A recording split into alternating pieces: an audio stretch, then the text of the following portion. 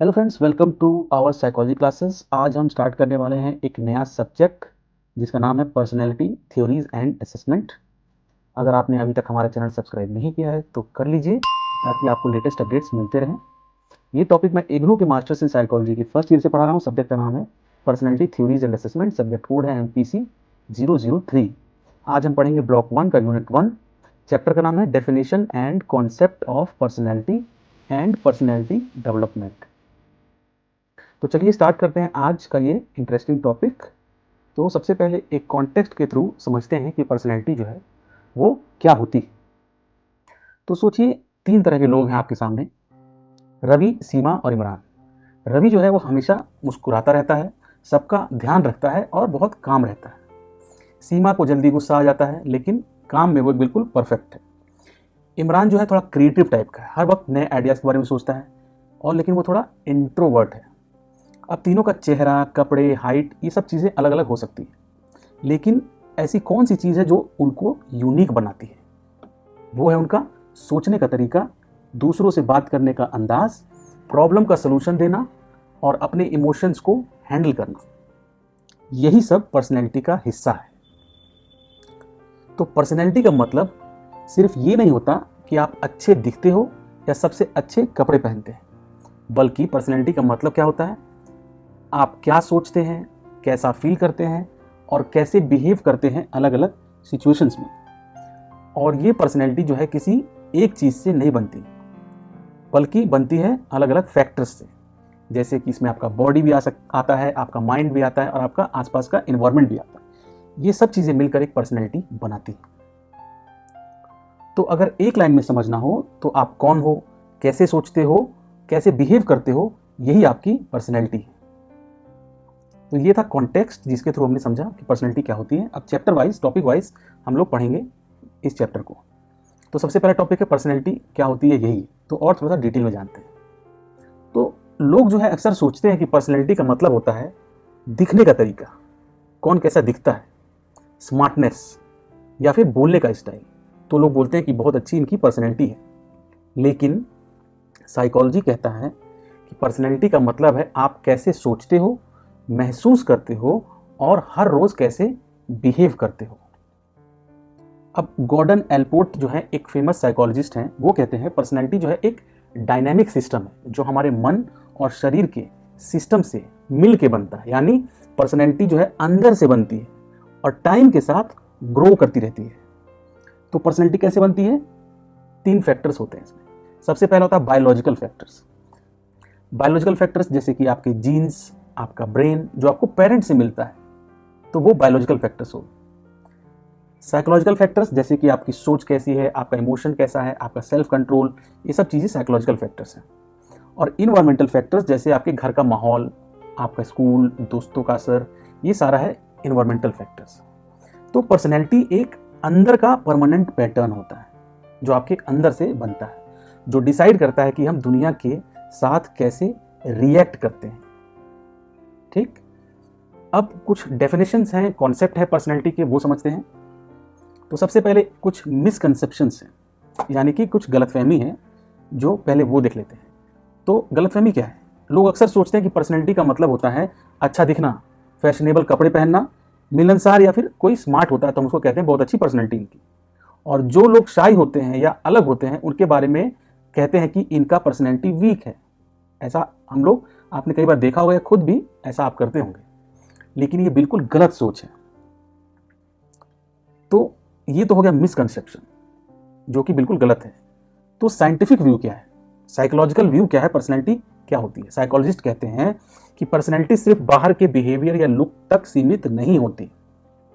हर इंसान की अपनी एक यूनिक पर्सनैलिटी होती है, चाहे वो क्वाइट हो यानी चुप रहने वाला हो या फिर एकदम बोल्ड हो। हर किसी की अपनी यूनिक पर्सनैलिटी है। यानी पर्सनैलिटी का मतलब है एक इंसान के सोचने, महसूस करने और बिहेव करने का यूनिक तरीका जो टाइम के साथ डेवलप होता है। तो कुछ की साइकोलॉजिकल कॉन्सेप्ट्स हैं इसमें, उनको समझते हैं कि पर्सनैलिटी में कुछ की साइकोलॉजिकल कॉन्सेप्ट्स हैं। जैसे कि पहला, इंडिविजुअलिटी। इंडिविजुअल मतलब होता है एक इंसान, और इंडिविजुअलिटी मतलब होता है हर इंसान अलग होता है, हर इंडिविजुअल जो है वो अलग होता है। हर इंसान अलग तरीके से सोचता है, महसूस करता है और बिहेव करता है, चाहे सिचुएशन सेम हो। यानी एक ही सिचुएशन में लोग अलग अलग तरीके से बिहेव कर सकते हैं, करते भी हैं। यही उनकी आइडेंटिटी बनाता है।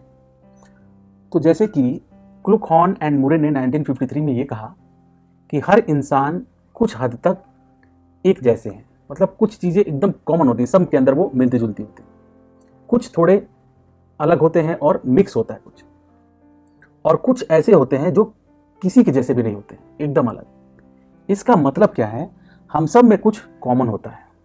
कुछ चीज़ें हम कुछ लोगों के जैसे करते हैं, पर कुछ चीज़ें सिर्फ हमारे ही तरीके की होती हैं, वो सिर्फ हम ही करते हैं।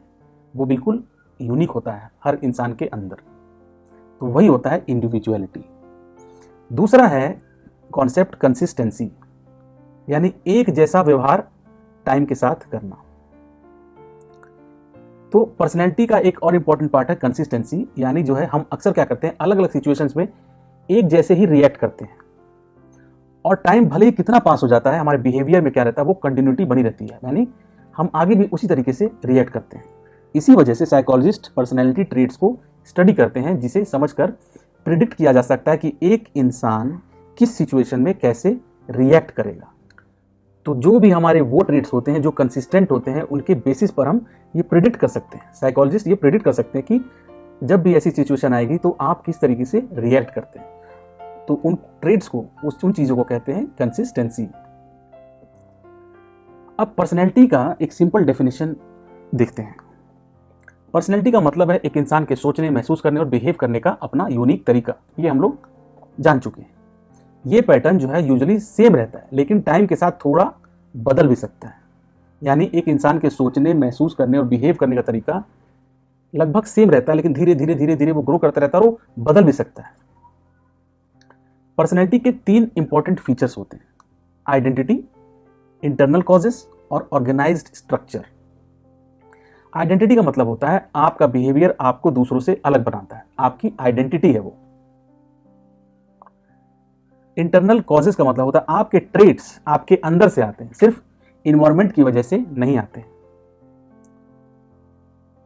ऑर्गेनाइज्ड स्ट्रक्चर होता है आपके एक्शंस रैंडमली नहीं होते, एक पैटर्न में होते हैं, यानी कि ऑर्गेनाइज्ड तरीके से आपका स्ट्रक्चर है। आपके जो एक्शंस हैं वो रैंडम नहीं होते, एक पैटर्न में होते हैं। एलपोर्ट की डेफिनेशन है जो बहुत ज़्यादा यूज होती है, जो 1937 में उन्होंने दिया था। वो कहते हैं personality is the dynamic organisation of mind and body systems that decide how a person reacts to the world. यहां पे डायनेमिक का मतलब है पर्सनैलिटी टाइम के साथ बदल भी सकती है। माइंड प्लस बॉडी दोनों का कॉम्बिनेशन है ये पर्सनैलिटी। और यूनिक एडजस्टमेंट, यानी कि हर इंसान अलग तरीके से सिचुएशन हैंडल करता है। अब 3 चीजें होती हैं जिसमें बहुत ज्यादा लोग कंफ्यूज होते हैं: पर्सनैलिटी, कैरेक्टर और टेम्परामेंट। तो इन तीनों को थोड़ा आसानी से समझते हैं ताकि तीनों का डिफरेंस समझ सकें। तो पर्सनैलिटी क्या होती है? आपका ओवरऑल स्टाइल, जैसे आप सोचते हो, फील करते हो और बिहेव करते हो, ओवरऑल वो होता है पर्सनैलिटी। कैरेक्टर क्या होता है? कैरेक्टर होता है आपके मॉरल वैल्यूज, जैसे कि ईमानदारी, आपका दयालु होना, ये सब आपके मॉरल वैल्यूज हैं जो आपका कैरेक्टर डिफाइन करते हैं। तो पर्सनैलिटी और कैरेक्टर में ये डिफरेंस है। पर्सनैलिटी एक ओवरऑल स्टाइल हो गया आपका, कैरेक्टर उसमें से आपके जो जो वैल्यूज हैं, खासकर मॉरल वैल्यूज। टेम्परामेंट क्या होता है? ये आपके अंदर इनबॉर्न होता है, यानी आप लेके पैदा होते हो। जैसे आप कितने काम या जल्दी गुस्सा होने वाले हो, या आपके इनबॉर्न ट्रेट्स हैं, आपके अंदर ये पैदा होते हैं। तो ये होता है टेम्परामेंट। कितनी जल्दी आप ठंडे हो जाते हो और कितनी जल्दी आप गर्म गुस्से वाले हो जाते हो, ये होता है टेम्परामेंट। तो ये हो गया personality versus character versus temperament. अब पर्सनैलिटी जो है डेवलप कैसे होती है, पर्सनैलिटी डेवलपमेंट, इसको समझते हैं। तो पर्सनैलिटी डेवलपमेंट का मतलब होता है एक इंसान के नेचर, सोच और बिहेवियर का धीरे धीरे बढ़ना और मैच्योर होना। फिर से बोलता हूं, एक इंसान के नेचर, सोच और बिहेवियर का धीरे धीरे बढ़ना और मैच्योर होना। तो साइकोलॉजी में एक्सपर्ट्स ने यह स्टडी किया है कि पर्सनैलिटी कैसे डेवलप होती है, यानी कौन से फैक्टर्स पर्सनैलिटी को शेप करते हैं। तो 3 जो है मेजर फैक्टर्स यानी कि डिटर्मिनेंट्स जो पर्सनैलिटी को अफेक्ट करते हैं वो वही हैं जो हमने शुरू में पढ़ा था, जो फैक्टर्स हैं, बायोलॉजिकल फैक्टर्स, साइकोलॉजिकल फैक्टर्स और इन्वायरमेंटल फैक्टर्स। तो बायोलॉजिकल फैक्टर्स जो होता है वो हमारी जीन्स, हार्मोन्स और बॉडी के फिजिकल ट्रेट्स होते हैं जो पर्सनैलिटी पर असर डालते हैं। साइकोलॉजिकल फैक्टर्स, इनमें आती है हमारी थिंकिंग, इमोशन, स्ट्रेस से डील करने का तरीका, motivation, learning style etcetera. Environmental factors में क्या आता है, हमारा फैमिली यानी हमारे आसपास का माहौल, family, school, society, friends, culture, ये सब मिलकर हमारी पर्सनैलिटी पर बहुत बड़ा इफेक्ट डालते हैं। तो क्या हो गया 3 फैक्टर्स, बायोलॉजिकल, साइकोलॉजिकल और इन्वायरमेंटल। अब तीनों को अलग अलग से पढ़ते हैं, बिल्कुल आसानी से समझते हैं इसको। तो biological factors in personality development, तो पर्सनैलिटी पर हमारे फिजिकल बॉडी का भी बहुत बड़ा इफेक्ट होता है। कैसे, तो वो समझते हैं। तो सबसे पहले बायोलॉजिकल फैक्टर्स में आता है बॉडी बिल्ड, यानी शरीर की आपकी बनावट, शारीरिक बनावट। तो हमारी बॉडी का जो स्ट्रक्चर है वो बताता है हम किस टाइप के फिजिकल काम अच्छे से कर सकते हैं। ठीक, तो जो बॉडी स्ट्रक्चर होता है वो 3 मेन बॉडी टाइप्स होते हैं, 3 तरह के बताए गए हैं। तो सबसे पहला होता है एक्टोमॉर्फ, दूसरा होता है एंडोमॉर्फ और तीसरा होता है मीजोमॉर्फ। एक्टोमॉर्फ क्या होता है, जो पतले लोग होते हैं और लंबे, ये देखिए इस तरीके से, जो पतले और लंबे लोग होते हैं वो फास्ट होते हैं, बहुत फास्ट होते हैं और एनर्जेटिक होते हैं, उनको बोलते हैं एक्टोमॉर्फ। वो इस कैटेगरी में आते हैं, एक्टोमॉर्फ कैटेगरी में, पतले और लंबे लोग जो फास्ट होते हैं और एनर्जेटिक होते हैं। दूसरा है एंडोमॉर्फ, जैसे कि यहां पे देखिए आप, जो गोल मटोल बॉडी जिनकी होती है, गोलू मोलू टाइप के, वो थोड़ा स्लो होते हैं, बहुत ज्यादा फास्ट और एनर्जेटिक नहीं होते हैं, उनको बोलते हैं एंडोमॉर्फ। तो एक हो गया एक्टोमॉर्फ जो बहुत फास्ट है, एनर्जेटिक है, पतले और लंबे लोग। दूसरा हो गया एंडोमॉर्फ जो गोलमटोल बॉडी वाले हैं लेकिन वो थोड़े स्लो हैं। तीसरा है मेसोमॉर्फ या मीजोमॉर्फ भी कह सकते हैं। मीजोमॉर्फ वाले जो लोग होते हैं वो मजबूत और मस्कुलर लोग होते हैं, बहुत एक्टिव होते हैं और स्ट्रांग होते हैं। तो एक्टोमॉर्फ, एंडोमॉर्फ और मीजोमॉर्फ, आप अपने आप को भी देखिएगा आप किस कैटेगरी में आते हैं, अपने बॉडी स्ट्रक्चर को देखिए और आप ये देखिए कि आप कौन सी वाली कैटेगरी में आते हैं। तो ये जो है 3 तरह की हमारी शारीरिक बनावट होती है, बॉडी बिल्ड होता है, तो उनको 3 कैटेगरीज में बांटा गया है। तो अपने बॉडी शेप के अकॉर्डिंग लोगों का कॉन्फिडेंस और सेल्फ इमेज भी बन जाता है। जैसे कि जो बहुत ज़्यादा जैसे मजबूत और मस्कुलर होता है उसी तरीके से उसकी पर्सनैलिटी भी हो जाती है। कई बार ऐसा नहीं भी होता है लेकिन ज़्यादातर ऐसा ही होता है। तो उनकी जो सेल्फ इमेज बन जाती है, अपने बारे में जो सोच होती है वो भी बॉडी के हिसाब से बन जाती है। तो जैसी जिसकी बॉडी होती है वो अपने आप को उसी तरीके से सोचने लगता है, अपनी सेल्फ इमेज बना लेता है। वो जैसे जिसकी बॉडी बहुत तगड़ी है वो सोचने लगेगा मैं बहुत स्ट्रांग हूँ, लेकिन ये ज़रूरी नहीं है। जब सिचुएशन ऐसी आती है जहाँ पे स्ट्रांगनेस टेस्ट हो तो कई बार वो फेल भी हो सकता है, जो डायरेक्टली पर्सनैलिटी को इफेक्ट करती है। यानी इससे आपकी पर्सनैलिटी बनती है, आप जैसे दिखते हो वैसा ही आप अपने बारे में सोचने लगते हो, कहने का मतलब ये है। तो बॉडी बिल्ड के बाद जो बायोलॉजिकल फैक्टर्स दूसरा आता है वो है फिजिकल अट्रैक्टिवनेस, यानी आपका फिजिकली आप कितने अट्रैक्टिव हो। सुंदरता या अट्रैक्टिव लगना भी काफ़ी फर्क डालता है। लोग सुंदर दिखने वाले लोगों को ज़्यादा पसंद करते हैं, कम पनिशमेंट देते हैं उनको। जैसे टीचर वगैरह भी क्लास में या फिर कोई भी जो अच्छा दिखता है, सुंदर दिखता है, उनको लोग कम पनिश करते हैं, ज़्यादा क्विकली प्रमोट करते हैं। जो सुंदर दिख रहा है, अच्छा दिख रहा है, उसको प्रमोशन भी कई बार जल्दी मिल जाता है। ठीक, ये सब काफ़ी कॉन्फिडेंस और बिहेवियर पर असर डालता है। तो फिजिकली आप कितने अट्रैक्टिव हो उसके बेसिस पे भी लोग आपको अलग तरीके से अपने बारे में, लोग खुद अपने बारे में भी सोचते हैं और दूसरे लोग भी उनके बारे में उसी तरीके से सोचने लगते हैं। तो ये बहुत बड़ा एक फैक्टर है फिजिकल अट्रैक्टिवनेस। तीसरा है होम्योस्टेसिस, यानी शरीर का जो बैलेंस है, होम्योस्टेसिस। तो बॉडी अपना इंटरनल बैलेंस बनाए रखता है, जैसे body temperature, sugar level, water balance etcetera. तो ये सब चीज होता है अपना बॉडी जो है अपना खुद का बैलेंस बनाए रखने के लिए यूज करता है। अगर ये बैलेंस सही रहे तो इंसान रिलैक्स्ड और नॉर्मल बिहेव करता है। अगर इम्बैलेंस हो जाए, जैसे विटामिन की डेफिशिएंसी हो जाए, आपको डिहाइड्रेशन यानी पानी की कमी हो जाए, तो आप इरिटेट होने लगेंगे, स्ट्रेस होने लगेगा, गुस्सा आएगा आपको, या फिर सैडनेस बढ़ जाती है। तो ये सब तो बॉडी के बैलेंस करने के लिए बहुत ही इंपॉर्टेंट फैक्टर्स हैं जिनको कहते हैं होम्योस्टेसिस। चौथा है फिजिकल डिफेक्ट्स, ये भी एक बायोलॉजिकल फैक्टर है। फिजिकल डिफेक्ट्स यानी शारीरिक कमी या दिक्कतें, जैसे कि ओबेसिटी, डिसेबिलिटी या फिर कोई इंजरी है, ये चीज़ें सेल्फ कॉन्फिडेंस को कम करती हैं, सोशल लाइफ को अफेक्ट करती हैं, और लोगों के जो नेगेटिव कमेंट्स होते हैं इन चीज़ों को लेके वो आपको बहुत ज़्यादा इमोशनली अफेक्ट करते हैं।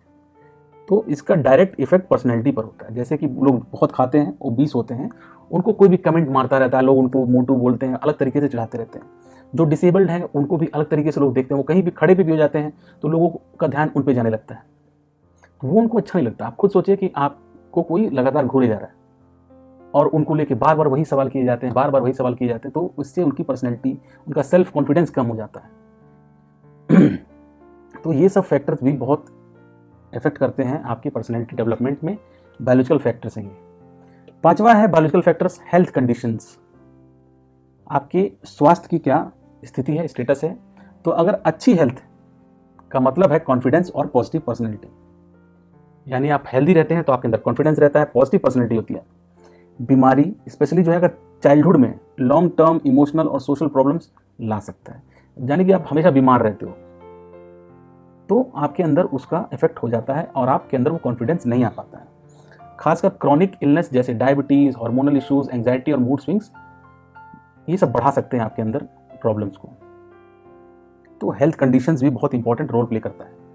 तो समरी क्या है, हमारी पर्सनैलिटी सिर्फ हमारे नेचर या थिंकिंग से नहीं बल्कि बॉडी स्ट्रक्चर, हेल्थ और फिजिकल कंडीशन से भी बनती है। यानी कि healthy body is equal to healthy personality. तो ये तो हो गए बायोलॉजिकल फैक्टर्स। अब चलते हैं साइकोलॉजिकल फैक्टर्स की तरफ। तो हमारी पर्सनैलिटी सिर्फ बॉडी से नहीं, माइंड और इमोशन से भी बनती है। तो बॉडी वाला पार्ट हमने समझ लिया, बायोलॉजिकल फैक्टर्स। अब साइकोलॉजिकल फैक्टर्स माइंड वाले पे आते हैं। तो साइकोलॉजिकल फैक्टर्स में सबसे पहला पॉइंट आता है इंटेलिजेंस, बुद्धि या फिर आपके समझने की शक्ति। तो स्मार्ट लोग जिंदगी में बेटर एडजस्ट कर लेते हैं, ज़्यादा क्रिएटिव, थॉटफुल और समझदार होते हैं जो स्मार्ट लोग होते हैं। पर बहुत ज़्यादा इंटेलिजेंस कभी कभी निगेटिव भी हो सकता है, जैसे लोगों से अलग रहना, ईगो प्रॉब्लम्स या इमोशनल कॉन्फ्लिक्ट। तो बहुत ज़्यादा इंटेलिजेंस भी बहुत अच्छी चीज़ नहीं है। इंटेलिजेंस हमारे वैल्यूज़ और मोरालिटी को भी शेप करता है। तो इंटेलिजेंस का बहुत बड़ा रोल है पर्सनैलिटी डेवलपमेंट में। दूसरा है सेल्फ डिस्क्लोजर, यानी अपने दिल की बात शेयर करना। जब आप अपने थॉट्स और फीलिंग्स ओपनली शेयर करते हो तो आपका स्ट्रेस क्या होता है, कम होता है और रिलेशनशिप बेटर होती है। जैसे कि आप अपने दोस्तों से अपनी पर्सनल बातें करते हो तो आपका एक रिलेशनशिप बेटर होता है और आपका भी स्ट्रेस कम होता है। तो इसको कहते हैं सेल्फ डिस्क्लोजर। सेल्फ डिस्क्लोजर से हेल्दी पर्सनैलिटी डेवलप होती है। जिनके पास लो सेल्फ एस्टीम होती है वो इमोशनल स्ट्रेस से ज़्यादा अफेक्टेड होते हैं, यानी जो अपने बारे में अच्छा नहीं सोचते हैं, हमेशा अपने आप को ही दोष देते रहते हैं, तो उनको इमोशनल स्ट्रेस ज़्यादा इफेक्ट करता है।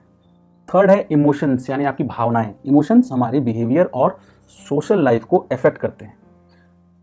खुश जो लोग रहते हैं, खुश ज़्यादा अच्छी तरह एडजस्ट करते हैं, जबकि डर या एंग्जाइटी वाले लोग जो लोग होते हैं वो स्ट्रगल करते हैं। तो इमोशनल बैलेंस, यानी पॉजिटिव इमोशंस ज़्यादा हो, ज़रूरी है मेंटल हेल्थ के लिए। तो खुश रहना चाहिए तो आप अच्छे से लाइफ में एडजस्ट करते हैं। लेकिन ये सब चीज़ें बहुत सी आप चेंज आसानी से कर नहीं पाते हैं। अभी जैसे इसमें हम पढ़ रहे हैं कि खुश रहने वाले लोग अच्छी तरह से एडजस्ट कर लेते हैं, लेकिन अब जो लोग के अंदर ये ट्रेट नहीं होता है वो लोग समझ भी नहीं पाएंगे कि कैसे खुश रहें। खुश रहने के लिए तो रीज़न चाहिए। तो ये सब चीज़ें भी पर्सनैलिटी को बहुत अफेक्ट करते हैं। कुछ और पॉइंट्स जैसे कि लव एंड अफेक्शन की कमी। लव एंड अफेक्शन की अगर कमी होती है आपकी लाइफ में तो इनसिक्योरिटी और इमोशनल प्रॉब्लम्स आती हैं। ज़्यादा ओवर प्रोटेक्शन भी अगर आप किसी बच्चे को करते हैं या किसी को भी करते हैं तो उनके अंदर डिपेंडेंसी और इमेच्योर बिहेवियर आ जाता है। इमोशन एक्सप्रेस करना हेल्दी होता है। सप्रेस्ड इमोशन अगर आप रखते हैं दबा के तो आपके अंदर मूड स्विंग्स होंगे, सैडनेस होगी, और इमोशनल वेंटिंग, जो आपका इमोशन है बाहर निकलना या कैथारसिस से रिलीफ मिलता है, तो अपने इमोशंस को बाहर निकलने देना चाहिए ताकि आपको रिलीफ मिल सके और आप आगे बढ़ सके। फोर्थ पॉइंट है एस्पिरेशन एंड अचीवमेंट, यानी मन का लक्ष्य और उसकी प्राप्ति। तो एस्पिरेशन मतलब बेटर बनने की कोशिश। तो पॉजिटिव एस्पिरेशन यानी आपको सक्सेस चाहिए तो पॉजिटिव एस्पिरेशन। नेगेटिव यानी फेलियर से बचना। रियलिस्टिक यानी अपनी कैपेसिटी के अंदर रह के काम करना। अनरियलिस्टिक मतलब बहुत ज़्यादा बियॉन्ड एबिलिटी आप एस्पिरेशन रखते हैं। रिमोट यानी लॉन्ग टर्म और इमीडिएट यानी शॉर्ट टर्म। तो रियलिस्टिक और पॉजिटिव एस्पिरेशन जो है वो मोटिवेशन देते हैं। अगर गोल और रियलिटी के बीच गैप ज़्यादा हो तो कॉन्फिडेंस हर्ट होता है, यानी आपने सोच कुछ ज़्यादा ही लेवल कर लिया लेकिन रियलिटी ऐसा नहीं, आप वो चीज़ नहीं अचीव कर सकते, तो उससे प्रॉब्लम होती है। दूसरा, अचीवमेंट, सक्सेस मिलती है तो आपको कॉन्फिडेंस बढ़ता है, सेल्फ एस्टीम बढ़ता है, मोटिवेट होते हैं आप। रिपीटेड फेलियर होता है तो आपका लो सेल्फ वर्थ हो जाता है, एंग्जाइटी होती है, आपको स्ट्रेस होता है। जब दूसरे पहले सक्सीड कर जाते हैं तो कंपैरिजन से आपको डिससेटिस्फैक्शन होता है, यानी आप दूसरों से कंपेयर करने लगते हैं तो आपको उससे डिससेटिस्फैक्शन होता है। अर्ली सक्सेस अच्छा लगता है बट ओवर कॉन्फिडेंस भी आ सकता है। अगर किसी को शुरू में सक्सेस मिल गया फर्स्ट अटेम्प्ट में तो उसको तो बहुत अच्छा लगता है, लेकिन इससे कई बार क्या होता है, ओवर कॉन्फिडेंस आ जाता है। फिफ्थ पॉइंट है गोल सेटिंग, लक्ष्य बनाना। सक्सेस जो है, लोग रियलिस्टिक गोल सेट करते हैं, बेटर चांस ऑफ सक्सेस होता है। जो लोग रियलिस्टिक गोल सेट करते हैं उनके पास ज़्यादा अच्छा चांस होता है सक्सेस का। तो आप भी जो है अपने गोल्स रियलिस्टिक बनाइए। जैसे कि आप सोचिए, आपने सोच लिया कि एक दिन में आप पूरा चैप्टर पढ़ के एग्जाम दे लेंगे और आप सोचते हैं कि आप इससे टॉप कर जाएंगे, बहुत अच्छा नंबर लेके आ जाएंगे, तो ये बड़ा ही अनरियलिस्टिक गोल है। तो अगर आपको अच्छे से नंबर लाना है, अच्छी पढ़ाई करनी है, तो आपको एक एक चैप्टर आप रोज पढ़िए और डेली थोड़ा 1 घंटा पढ़ेंगे तो बेटर चांस ऑफ सक्सेस, यानी रियलिस्टिक गोल आप सेट करें तो सक्सेस के चांसेस ज़्यादा है। इससे क्या होता है, प्रेस्टीज मिलता है, इससे जो है प्रेस्टीज और सोशल रिस्पेक्ट भी मिलता है। पर अगर सक्सेस बहुत जल्दी मिल जाए तो मोटिवेशन कम हो सकता है। आप सोचेंगे कि अब क्या करना है, अब तो सक्सेस मिल ही गया है, तो कोई मोटिवेशनल फैक्टर नहीं रह जाता, तो ये भी प्रॉब्लम होती है। बहुत ज़्यादा अचीवमेंट भी जेलसी और सुपीरियोरिटी कॉम्प्लेक्स ला सकता है।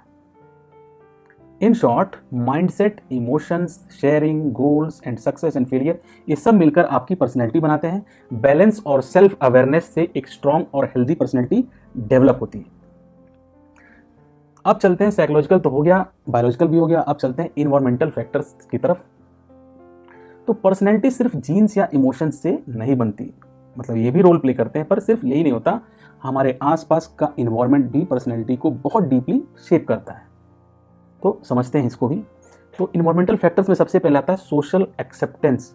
लोग क्या सोचते हैं आपके बारे में। हर इंसान किसी ना किसी ग्रुप, यानी कि फैमिली, फ्रेंड, स्कूल का पार्ट होता है। अगर ग्रुप हमें एक्सेप्ट करता है तो हम ज़्यादा कॉन्फिडेंट, फ्रेंडली और आउटगोइंग होते हैं। अगर हमें इग्नोर या रिजेक्ट किया जाता है तो हम दुखी होते हैं, गुस्सा आता है हमें, या विड्रॉन हो जाते हैं।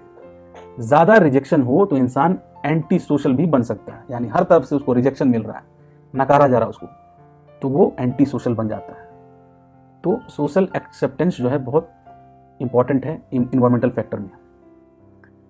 दूसरा पॉइंट है सोशल डेप्रिवेशन, यानी कि प्यार और कंपनी की कमी। आपके पास कोई कंपनी नहीं है। जब किसी इंसान को प्यार, अटेंशन या सोशल कांटेक्ट नहीं मिलता तो पर्सनैलिटी पे नेगेटिव इम्पैक्ट पड़ता है। बचपन और बुढ़ापे में सबसे ज़्यादा इफेक्ट करता है। बुढ़ापे में आप देखोगे तो लोगों के पास बहुत से ऐसे लोग हैं जो अकेले होते हैं, कोई उनके पास बात करने वाला, बैठने वाला, कंपनी देने वाला, प्यार करने वाला नहीं है, तो वो सोशली डिप्राइव हो जाते हैं। तो खुद से अकेला रहना ये तो वॉलंटरी है, यानी आप अकेले रहना चाहते फिर तो कोई प्रॉब्लम नहीं है, ठीक है, लेकिन मजबूरी में अकेले रहना हार्मफुल होता है। दूसरा है एजुकेशनल फैक्टर्स, स्कूल और टीचर्स का इम्पैक्ट। अगर स्कूल का इन्वायरमेंट अच्छा हो और टीचर सपोर्टिव हो तो बच्चे कॉन्फिडेंट और मोटिवेटेड होते हैं। अगर स्कूल कोल्ड या स्ट्रिक्ट हो तो स्टूडेंट्स फियरफुल या डिमोटिवेटेड हो जाते हैं। टीचर स्टूडेंट बॉन्डिंग पर्सनैलिटी को डायरेक्टली इम्पैक्ट करती है, तो एजुकेशनल फैक्टर भी इंपॉर्टेंट है। थर्ड है फैमिली फैक्टर, घर का माहौल, पेरेंटिंग स्टाइल इसमें आता है। पेरेंट का आपके किस तरीके से आपका पालन पोषण किया जाए। अगर स्ट्रिक्ट पेरेंट्स हैं बहुत ज़्यादा तो बच्चे जो है बाहर इंपल्सिव हो जाते हैं। अगर लविंग पेरेंट्स हैं तो बच्चे सोशल और इमोशनली स्ट्रांग होते हैं। दूसरा है इमिटेशन। फैमिली के अंदर दूसरा पार्ट है इमिटेशन, यानी बच्चे अपने पेरेंट्स को देखकर उनका बिहेवियर कॉपी करते हैं। तो जो गुस्से वाले पेरेंट्स हैं, चिड़चिड़े बच्चे हो जाते हैं उनके देख देख के। अपने पेरेंट्स को देख देख के बच्चे चिड़चिड़े हो जाते हैं, बार बार बच्चे को टोकते रहते हैं, ये मत कर, वैसा मत कर, और उनको बार बार हर बात पे डांटते रहते हैं, तो बच्चे भी चिड़चिड़े हो जाते हैं। दूसरा, एकदम खुश मिजाज पेरेंट्स जो होते हैं, हमेशा खुश रहते हैं, तो उनके बच्चे जो होते हैं फ्रेंडली होते हैं। तो ये था फैमिली फैक्टर्स। फिफ्थ है साइज ऑफ फैमिली, कितने लोग घर में हैं। अगर बड़ी फैमिली है तो बच्चे जल्दी इंडिपेंडेंट बनते हैं, लेकिन रूल्स ज़्यादा होते हैं।